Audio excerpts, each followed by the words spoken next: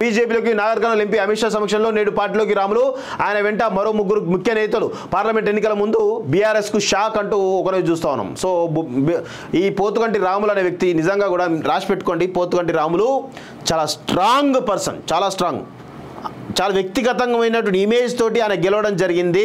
వ్యక్తిగతమైన ఇమేజ్ తోటి ఆయన ఇంత పెద్ద ఎత్తున ఈరోజు పోతున్నాడంటే బీజేపీ సాధారణంగా ఆహ్వానిస్తోంది. ఆయనకు టికెట్ ఇచ్చే అవకాశాలు కూడా బలంగా కనబడతా ఉన్నాయి. అమిత్ షా సమక్షంలో నేడు చేరిక.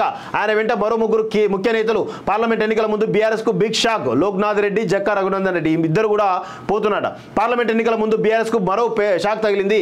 ఇప్పటికే ఆ పార్టీకి చెందిన పెద్దపల్లి ఎంపీ వెంకటేష్ నేత కారు దిగి కాంగ్రెస్ చేయగా తాజాగా నాగర్ కర్నూలు ఎంపీ పోతుగంటి రాములు గురువారం బీజేపీలో చేరబోతున్నారు. ఆయన కొడుకు Kalwakurthy ZPTC Bharat Prasad, Wanaparthy ZPTC Loknath Reddy, DCB director Jakka Raghunandan రెడ్డితో కలిసి గురువారం అమిత్ షా సమక్షంలో బీజేపీ చేరేందుకు బుధవారం రాత్రి ఢిల్లీ బయలుదేరి వెళ్లారు. 4 సార్లు ఎమ్మెల్యేగా ఉమ్మడి ఏపీలో మంత్రిగా పనిచేసిన రాములు తనకు బీఆర్ఎస్లో కనీస గౌరవం లేకుండా పోయిందని కొంతకాలంగా సన్నిహితుల దగ్గర వాపోతున్నారు.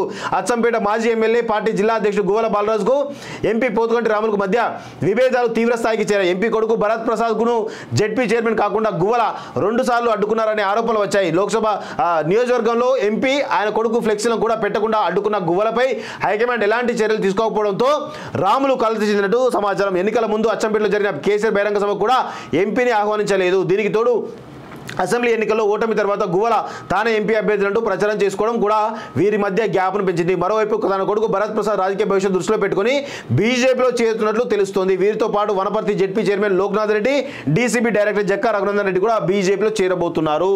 చూడండి ఎంత అవమానకరంగా, ఇబ్బందికరంగా ఈరోజు నాయకులు ఉన్నారో బీఆర్ఎస్లో అర్థం చేసుకోండి. ఇలా అవమానించి హ్యూమిలేట్ చేసి ఈరోజు వాళ్ళను ఇబ్బందికరమైన పరిస్థితిలో ఈరోజు పంపిస్తూ ఉన్నారు వాస్తవం వీళ్ళంతా. అందుకే ఈ కల్వకుంట్ల కుటుంబాన్ని రాజకీయంగా బొందబెడితే తప్ప ఈ రాజకీయాలు మారవు. ఈ రాజకీయ నాయక వ్యవస్థ మొత్తం కూడా ఈరోజు మనం ప్రక్షాళన చేయాల్సిన అవసరం ఉంది. ప్రక్షాళన చేయాలంటే ఈ కల్వకుంట్ల కుటుంబాన్ని మనందరం కూడా బొందబెట్టాల్సిన అవసరం ఉందని చెప్పి కూడా నేను కోరుతా ఉన్నాను.